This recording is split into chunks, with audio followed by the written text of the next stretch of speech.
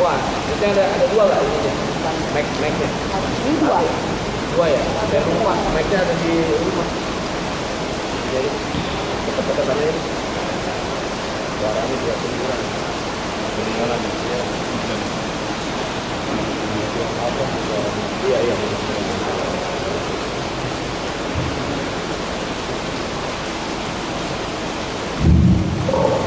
Belum pakai ya? Perlu pakai. Perlu pakai.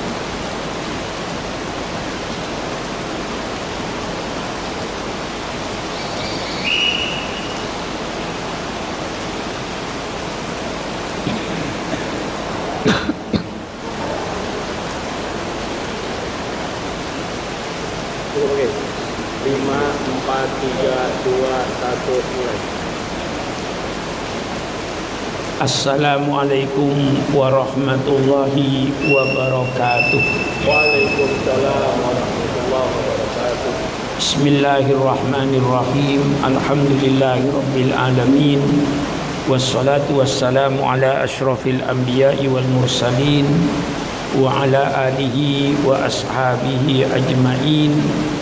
Subhanaka la ilma lana illa ma 'allamtana innaka antal alimul hakim. La haula wa la quwwata illa billahil aliyil azim. Amma ba'd. Alhamdulillah, kita pada hari ini sudah memasuki bulan Ramadan yang ke-7. Mudah-mudahan Allah Subhanahu wa taala menerima segala amal soleh kita, mengampuni segala dosa kita dengan berkah bulan suci Ramadan. Adapun pengajian saya lanjutkan sebagaimana yang saya baca dalam kitab Ihya Ulumuddin dalam masalah afatul ilmi, bahayanya orang yang berilmu. Oleh sebab itu saatnya kita ini untuk muhasabah. Yang tahu kepada dirinya sendiri itu ya dirinya sendiri. Balil insanu ala nafsihi basira walau alqa ma'adhir. Sesungguhnya manusia itu yang tahu kepada dirinya sendiri itu adalah dirinya itu yang tahu. Walaupun dia bisa melemparkan 1001 macam alasan, tapi dia yang tahu dirinya jujur atau tidak jujur, dirinya bohong atau tidak bohong, dirinya berbuat karena Allah atau karena manusia, dirinya lebih yang mengetahui. Oleh sebab itu saya lebih banyak membaca soal afatul ilmi ini, bahayanya ilmu. Dalam kelanjutannya, wa qala ta'ala fi qissati Bal'am bin Ba'ur, telah berfirman Allah SWT sejarah kisahnya. Kisah itu dari bahasa Arab sudah menjadi bahasa Indonesia. Kisah, ceritanya tentang seorang alim pada zaman Bani Israel yang bernama Bal'am bin Ba'ur. Watlu, dan bacakanlah oleh engkau Muhammad alaihim kepada mereka orang-orang Bani Israel naba'alladzi atainahu ayatina, tentang berita orang-orang yang telah kami beri ayat-ayat kami. Kami beri kitab, kami beri ayat-ayat kami sehingga dia menjadi seorang alim. Tapi apa yang terjadi? Fansalahu minha, kemudian melepaskan dirinya dari ayat-ayat Allah itu, sebagaimana ular yang melepaskan diri dari kulitnya karena kulitnya sudah tua, kemudian di kulitnya ditinggal. Bal'am bin Ba'ur itu ibaratkan kayak ular ini yang meninggalkan kulitnya. Oleh Allah diberi ilmu, diberi kitab, mengerti ilmu, tapi akhirnya fansalahu minha, kemudian dia melepaskan dari ayat-ayat tadi, fa'adaba'ahu syaitan, maka diikuti oleh syaitan. fakana minal ghawin, maka dia termasuk orang-orang yang sesat. Karena apa? Dia mulai cenderung kepada soal-soal dunia dan mengikuti kepada hawa nafsunya. Walau syi'na la rafa'nahu biha walakinnahu akhlada ilal ardi wattaba'a hawahu. Seandainya kami menginginkan, kami angkat dia itu dengan ayat-ayat tadi, tetapi dia lalu cenderung pikirannya kepada dunia dan mengikuti hawa nafsunya, melupakan ayat-ayat Allah yang telah dia miliki karena kalah dengan pengaruh dunia, pengaruh hawa nafsunya yang tidak bisa dia tekan. Itulah yang bernama Bal'am bin Ba'ura pada zaman Nabi Musa, pada zaman Bani Israil. Famataluhu, maka perumpamaan orang itu yang melepaskan diri dari ayat-ayat Allah itu setelah dia mengetahui, kamatalil kalbi, itu ibaratkan seekor anjing, in tahmil alaihi yalhad wa in tatruku yalhad. Kalau kau halang anjing itu, dia tetap mengulurkan lidahnya menggonggong. Engkau tinggalkan kuda, dia tetap menggonggong. Itu sifat anjing yang selalu menggonggong, yang tidak pernah merasa puas terhadap hawa nafsu. Itulah perumpamaan orang-orang yang melepaskan diri daripada ayat-ayat Allah, orang alim yang tidak mengerjakan ilmunya. Kayak ular yang melepaskan dirinya dari kulitnya, kemudian diikuti oleh syaitan sehingga dia menjadi orang yang sesat. Disinilah Allah memberikan perumpamaan ibaratkan kayak anjing. Anjing itu kau halau, tetap dia mengulurkan lidahnya menggonggong. Kau tinggal pun dia tetap juga mengulurkan lidahnya menggonggong. Anjing yang selalu menggonggong, yang tidak pernah merasa puas. Fakadzalika al-alim al-fajir, maka demikian pula orang yang alim fajir, yang ahli maksiat. Fa inna Bal'am, sesungguhnya Bal'am seorang alim Bani Israil, dia kitabullah, diberi kitab Allah Ta'ala, sehingga dia mengerti kitab-kitab Allah diberikan oleh Allah. Fa'aqlada ila syahwat, kemudian mereka cenderung kepada nafsu.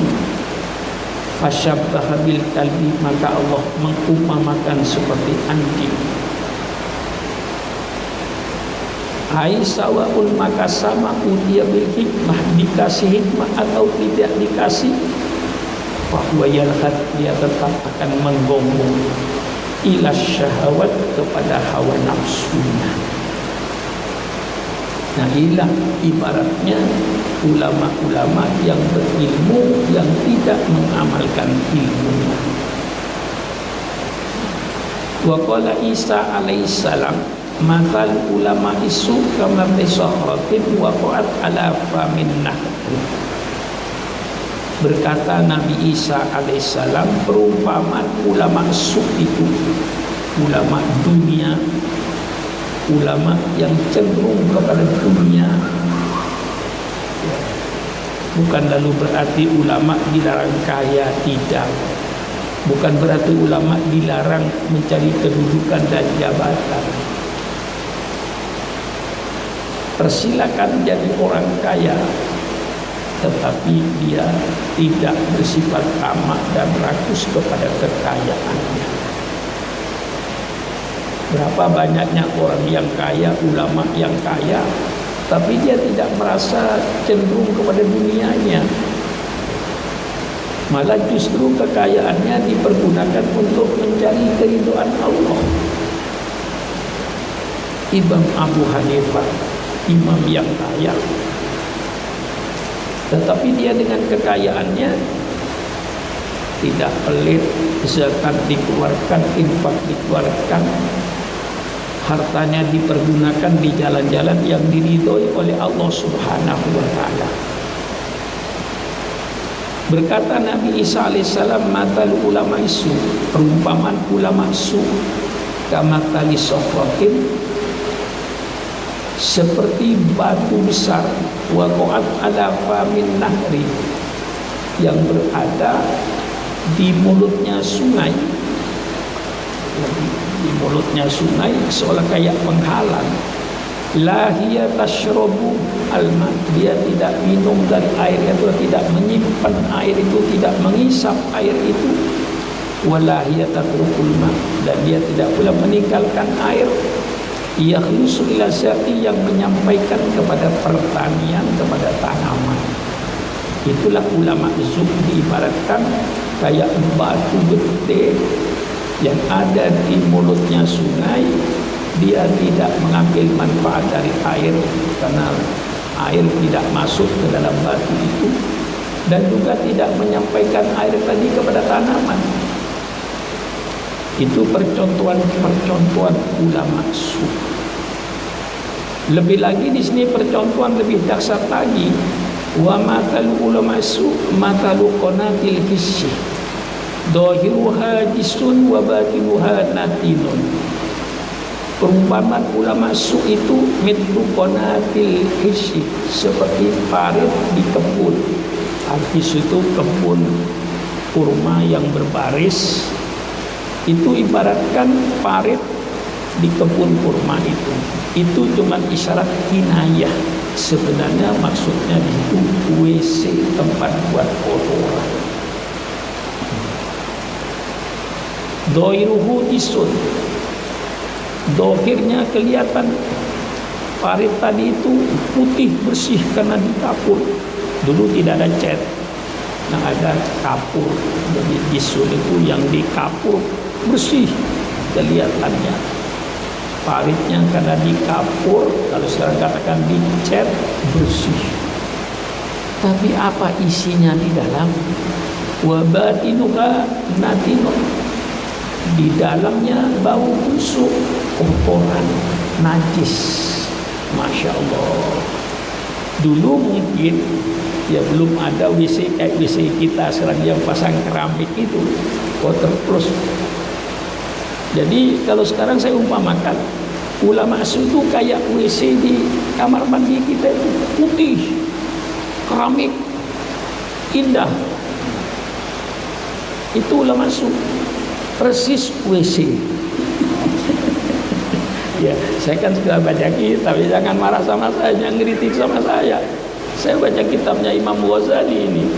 Jadi ulama zuhd ibaratnya kayak WC dari keramik bersih. Dulu tidak keramik, dulu dikatakan di sini konatul his, parit yang ada di kebun-kebun itu yang dimaksud WC. Biasanya luarnya dikapur putih, dikasih tembok putih parit itu, jadi kelihatannya bersih. Isinya apa? Kotoran.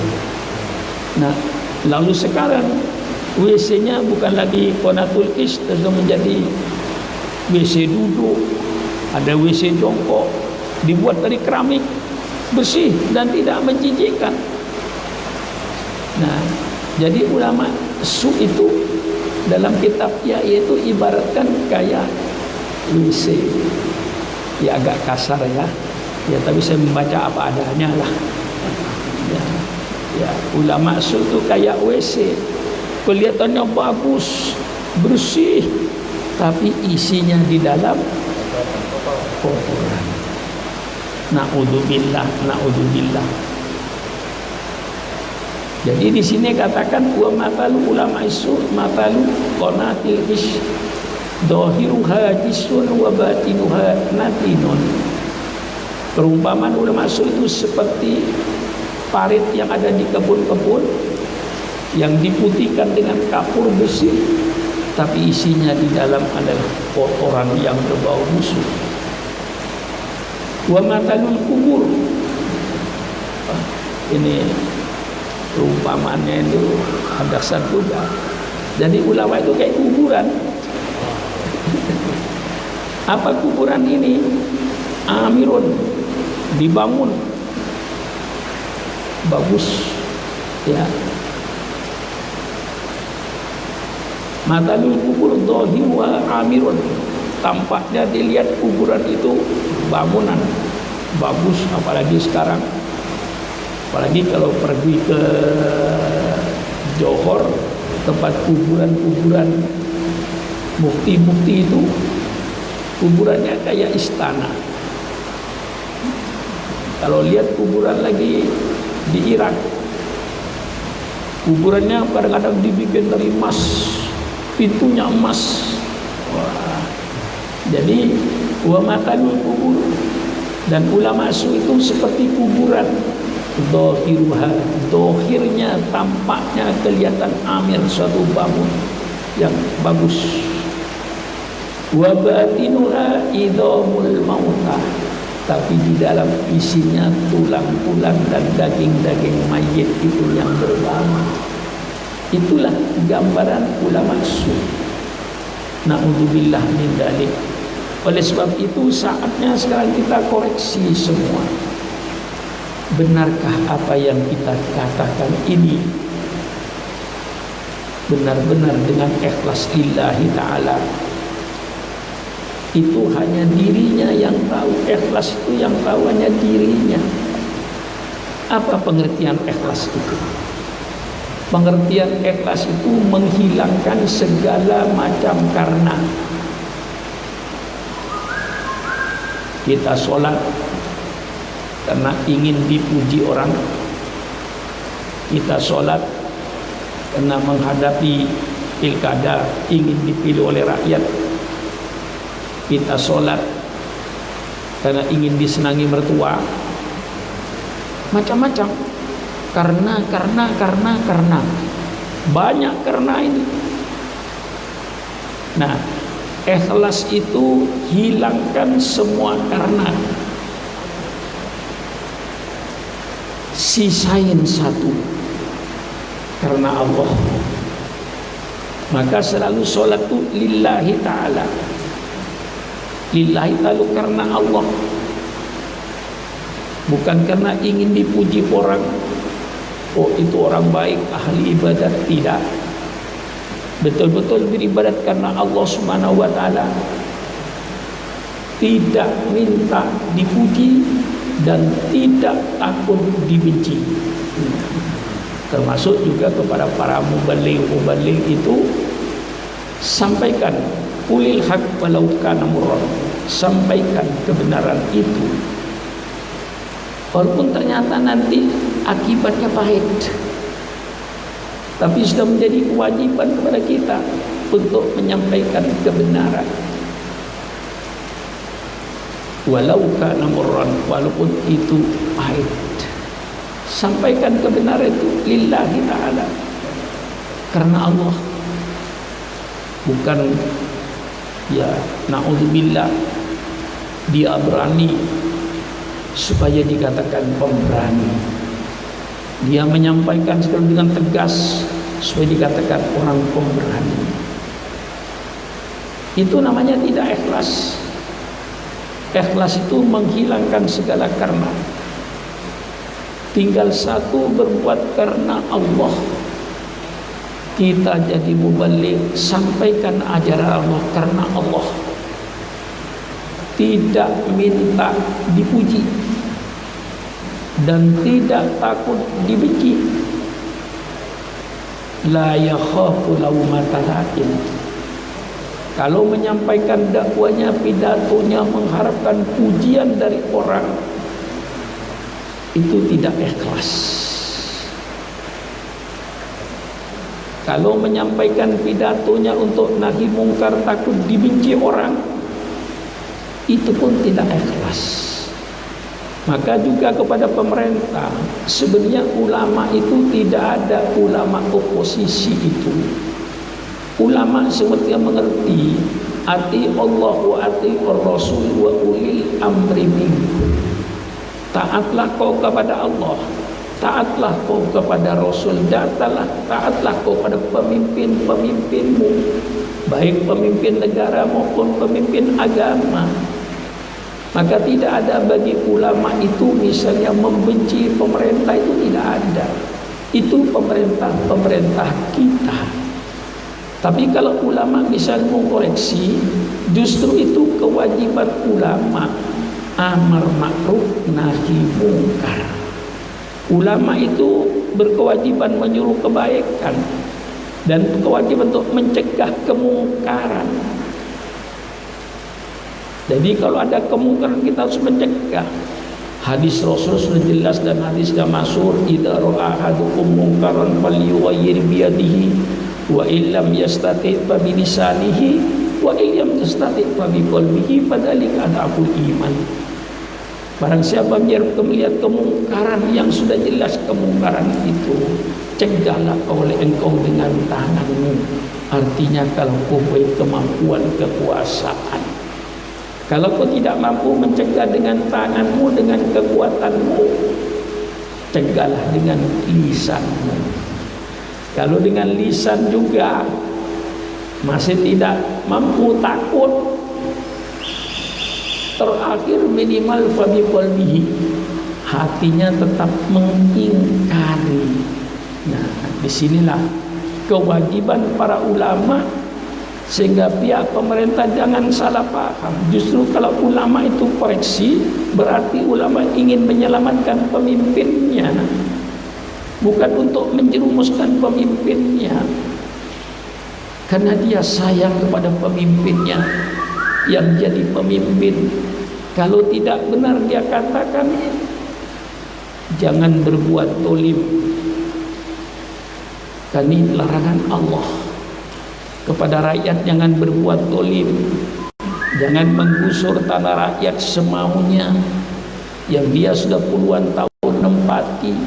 Kalaupun terpaksa digusur, jadikan rakyat itu gembira, beruntung dengan digusur itu. Maka jangan ada penggusur itu ganti rugi. Kalau ganti rugi, ya rugi melulu rakyat ini. Tapi hendaknya adakan penggusuran ganti untung. Malah kadang-kadang rakyat mengharap kapan saya digusur. Kayak di Saudi dulu pernah saya mendengar berita, orang itu ingin digusur oleh pemerintahnya. Mengapa ingin digusur? Karena gantinya berlipat ganda, menyenangkan. Jangan sampai pemerintah itu menggusur tanah rakyat, menyakiti rakyat. Itu sangat dolim itu. Apalagi dia sudah puluhan tahun dengan kakeknya, dengan anak cucunya menempati tempat itu. Walau Tuhan mau digusur, bagaimana supaya dia itu gembira, tidak dirugikan, persilahkan. Nah, kalau pemerintah ulama memperingat semua itu, berarti karena ulama itu sayang kepada pemimpinnya. Jangan berbuat dolim, tegakkan keadilan, jangan tebang pilih. Kalau pemerintah mengadili suatu, tebang pilih. Kalau si A dihukum begini, si B dihukum ini. Kalau di A dipersalahkan begini, kalau si B berbuat salah tapi tidak diapa-apakan, ini suatu ketidakadilan. Nah, kemudian ulama menyampaikan hal-hal semacam ini. Berarti ulama yang berani nahi mungkar itu ulama yang akan menyelamatkan pemimpinnya nanti, baik di dunia maupun di akhirat. Sehingga ulama-ulama yang semacam itu telah ulama utul akhirah, ulama akhirat yang tujuannya untuk mencari keridhaan Allah, tidak minta dipuji dan tidak takut dibenci. Hilangkan semua karena, tinggal satu, dia berbuat karena Allah. Nah, disinilah baru dikatakan ikhlas, termasuk ulama ul akhirah. Lain dengan ulama dunia ini. Sehingga dalam perumpamaan pada kitab Ihya ini, ulama diumpamakan, ulama su diumpamakan kayak anjing, kalau binatang yang tidak pernah puas selalu menggonggong. Ya, memang sifat anjing itu begitu. Maka ada peribahasa bahasa Arab itu, jawid kalbaka yadbaka, laparkan anjingmu kalau ingin nurut sama kamu. Jadi kalau anjing itu lapar, siapapun yang pegang roti mesti diikuti, tunduk sama yang punya roti. Maka jadi ulama jangan jadi ulama kayak anjing lapar. Kalau ulamanya kayak anjing lapar, ya selalu tunduk sama yang punya roti. Nah, ini jawe kalba kayat bata, laparkan anjingmu kalau ingin taat samamu. Jangan dibikin ulama ini kayak anjing lapar. Nah, disinilah perumpamaan yang banyak di Imam Ghazali dalam kitab Ihya itu, ya termasuk saya ulang sekali lagi, ulama itu ibaratkan kayak WC. Di sini gambarkan kayak parit yang ada di kebun yang ditempati tempat membuat qada'il hajah. Kadang-kadang itu di kapur yang putih supaya bersih kelihatannya, tapi isinya di dalam apa itu? Atau ulama itu kayak kuburan yang dibangun kadang-kadang dengan keramik dibangun yang bagus, kelihatannya hebat, penampilannya hebat, segala-galanya hebat, bicaranya hebat, pakaiannya hebat, tapi ketika dia berbicara karena Allah atau berbicara karena pesan sponsor. Nah, ini semuanya usikum wa iyaya binafsi bitaqwallah. Saya berbicara untuk diri saya, bukan untuk Anda, untuk mengkredit diri saya sendiri, supaya mari kita berbuat semuanya untuk menuju pada keridhaan Allah. Jangan seperti yang dibarangkan ini.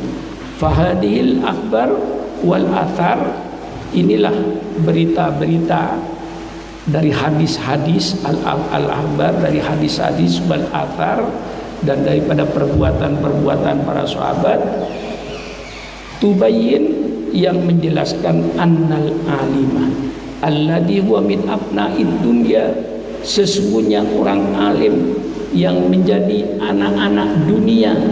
Min abna'id dunya, ini anak-anak dunia, bukan anak-anak, bukan ibadullah, bukan hamba Allah, tapi hambanya dunia.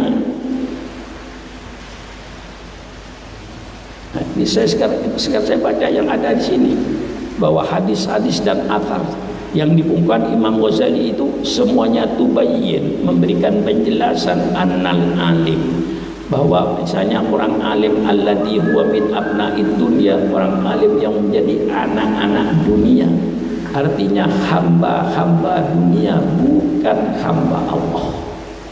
Kalau hamba Allah tunduk kepada Allah, kalau hamba dunia tunduk kepada dunia, menjadi budaknya dunia. Nah, ulama-ulama semacam itu akhasu halan, paling hina keadaannya, wa asyaddu adzaban, dan yang paling dahsyat adabnya, minal jahil, daripada orang-orang yang bodoh. Wa annal faizin wal muqarrabin hum ulamaul akhirah. Adapun orang-orang yang beruntung, orang-orang yang jaya, bukan Jawa, orang-orang yang jaya, al-muqarrabin, orang-orang yang dekat kepada Allah, hum ulamaul akhirah, itulah ulama akhirat, yang tujuannya lillahi ta'ala, tujuannya nanti kenikmatan di akhirat, bukan kenikmatan di dunia. Tapi saya yakin insyaallah orang-orang yang mencari akhirat, insyaallah dunia mengikuti. Tetapi orang yang mencari dunia belum tentu akhiratnya mengikuti. Inilah barangkali yang saya sampaikan dalam kesempatan ini. Mudah-mudahan Allah menerima segala amal soleh kita, yang Allah sedang menguji kita dengan virus corona ini yang menyebar ke seluruh dunia, berarti kena kerusakan seluruh dunia. Oleh sebab itu saatnya kita untuk taubat kepada Allah, untuk istighfar sebanyak-banyaknya, untuk kembali kepada amal-amal soleh. Mudah-mudahan Allah segera angkat virus corona ini. Ya dafi'al bala, ya dafi'al bala, ya dafi'al bala, idfa' annal bala wal waba واتقاكم وفيروس كورونا من بلدنا هذا خاصة ومن بلدان المسلمين عامة يا حي يا قيوم يا عزيز يا غفار يا أرحم الراحمين ارحمنا يا تواب تب علينا إنك أنت التواب الرحيم والسلام عليكم ورحمة الله وبركاته. Sudah adanya? Sudah adanya? Pas dia pagi.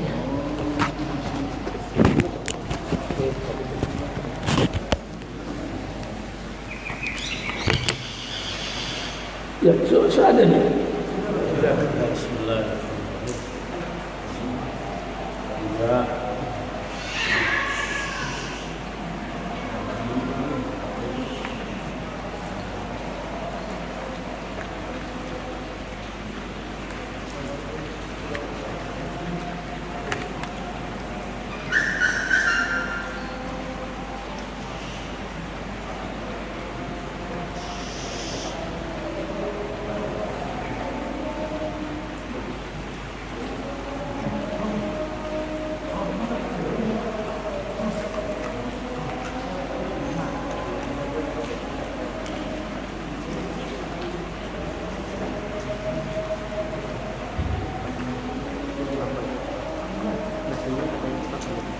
Baik.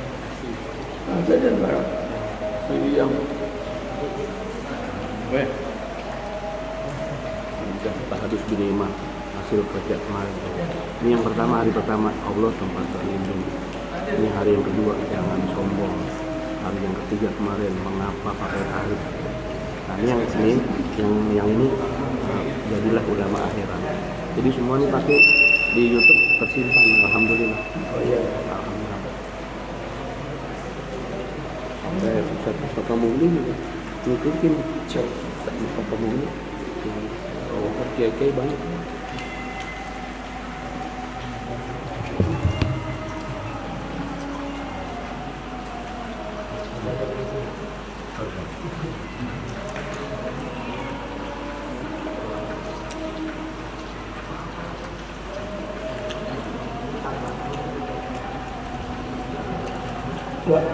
Abdullah nggak ada kan?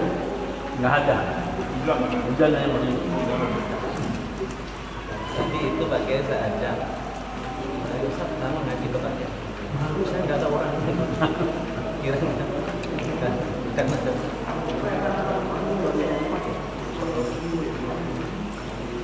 Ya tidak sempat tiap hari, malam Jumat disempatkan. Iya.